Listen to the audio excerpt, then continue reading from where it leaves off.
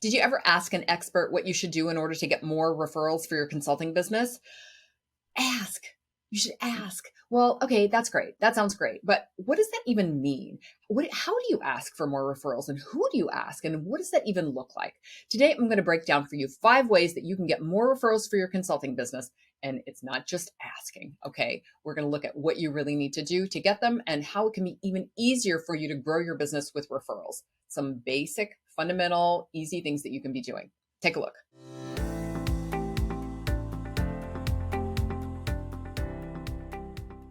Hey, it's Samantha Hartley of the Profitable Joyful Consulting Podcast.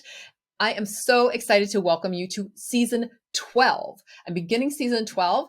It's episode 131. And I'm counting because, only 6% of podcasters ever make it past their 10th episode. It is with your support and involvement and engagement and sharing and asking questions and downloading things that I have made it here. And I'm proud of myself. And I'm just super grateful to you for that. Up until now, I have themed each season. So we've been talking about marketing or consulting skills and things like that.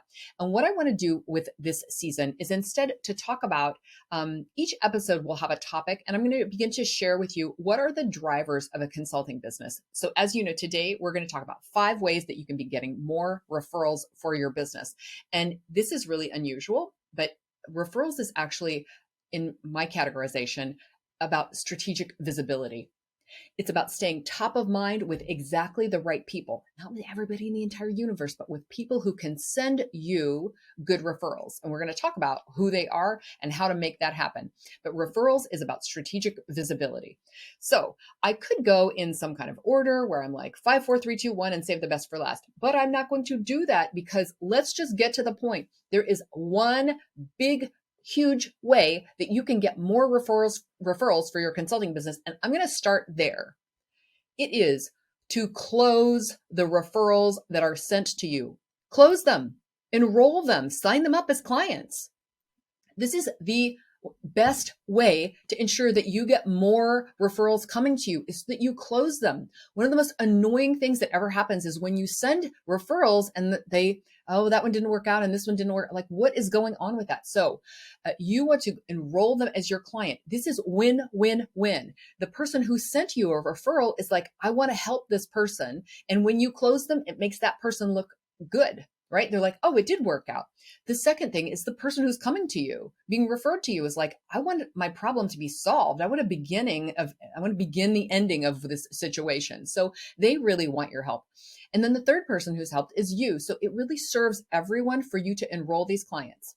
Years ago, I was in a program and the leader of it gave referrals out to everyone who was participating in the program. And over time, I just started to get more and more and more referrals than anybody else. And there was kind of like a little envy going on in the group of like, what's up with that? Why does he favor her? And why does he give her all the referrals? And the truth is that he had been distributing them amongst several people for a while, but I was the one who was closing them. And so I'm actually helping more people than the people who are getting referrals and don't close them. So keep that in mind. What we want when we send referrals is for them to turn into a business for that person, but for our person to be helped. So you help everybody when you close those referrals. So get good at that. The second big, huge thing, and this is a little more obvious, is get incredible results for your clients. You want to get results that are so good that people want to send others to you to get results just like them. So when we get great results for our clients, one of the first things that happens is those clients, like, it's good news. They want to evangelize about you. So your own client base can be the place where most of your referrals come from.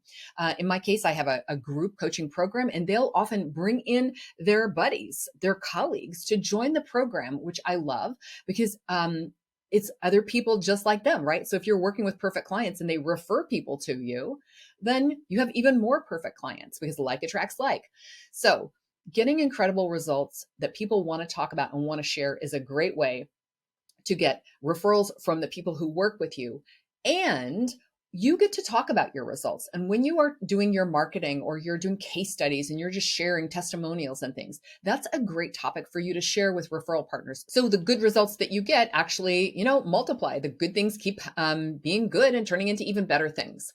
So the third way that you can get more referrals is to thank people for sending them to you.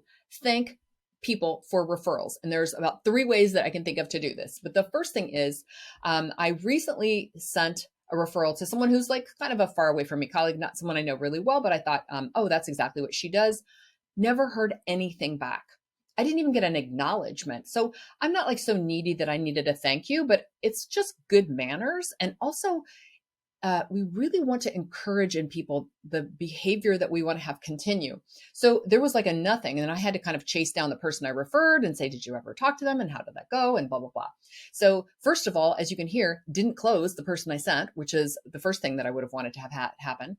But there was just like bad manners, no acknowledgement that this happened. So for goodness sake, no matter how the referral goes, at least acknowledge with a thank you that someone has done a nice thing for you. Like I'm doing somebody's marketing for them.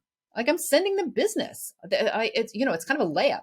So thank, at least email, phone call, some sort of acknowledgement. The second best way is like, a handwritten note or like a nice kind of a gesture, something where you make a little more effort. And if that's a phone call for you and a phone call is like high effort, then for sure do the next level of high effort. And then the third way that I like to thank people for referrals is with money, with a commission on that referral. And the reason I do that is because I really want to incentivize that. And because I work in a business situation and a lot of people referring business to me are other business people, money is like cool, right? Like send them money. It's a great way to thank them for it. And if they send a lot of people, I want to encourage people to send a lot of business my way. So I'm happy to send a lot of money because they're taking care of like a lot of our sales and marketing costs. So it makes sense to do this. And before, if you feel like, oh, this sounds expensive, it's like, what you're looking at is a benchmark of about 10%. In some cases, it could be 20%, but it definitely, if this is like an, corporate engagement or anything like that, like 10% should be fair.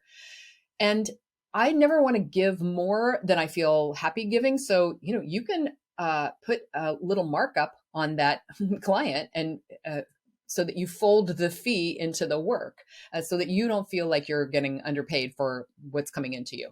There are plenty of places and cultures in which thanking someone with a financial remuneration is not appropriate. I get that. And those places are a lot of Europe and Canada and sometimes Australia. So if you have a culture where it just doesn't look nice to do that, then you can think about other ways to thank people. But money is becoming more and more acceptable in a lot of places.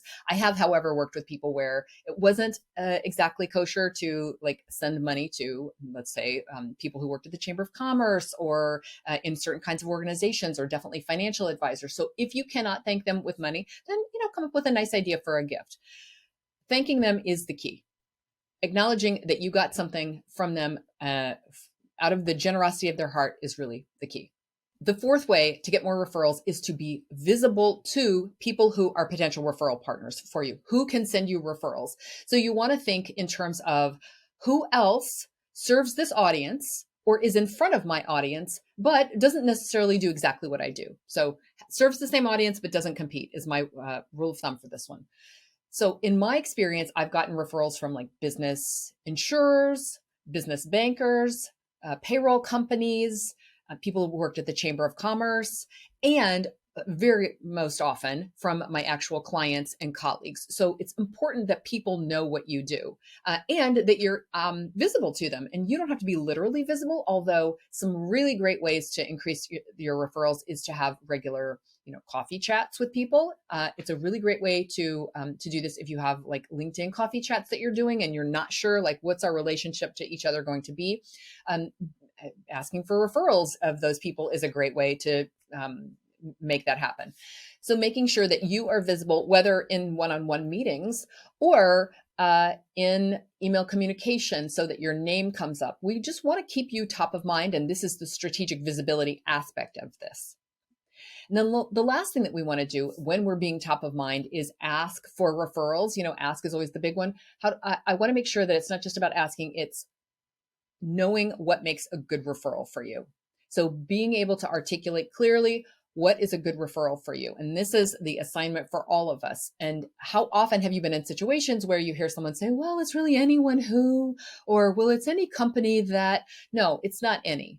It's not any. It never, ever is. It needs to be a crisp and clear referral statement that they can keep in their minds and know who to send your way. Because when it's mushy like that, you're going to end up with mushy referrals at best. And when people aren't clear about who to send to you, they probably won't send anyone. Now, why do I have to tell people who are in my programs or who are my colleagues who really know me well what kind of referrals are good for me? Because we don't want them to have to guess. I don't want people to be like, well, I think it's probably for other people who blah, blah, blah. No, don't make them do homework. If you want to have a thing happen, let's direct them with a specific thing that will tell them what's a good referral. So when you're articulating for yourself what a good referral for you is, the first thing you want to look at is demographics. This means like what kind of a company or organization, because anyone who is going to it's going to make it too hard for them to come up with something. A lot of times they'll say, well, organizations where, or a company where, like all the people are doing, but no, you're talking to me about something before I can kind of picture who I'm to be looking for. We want to direct people to the kind of company first before we get to kind of like what's going on and what makes them a fit.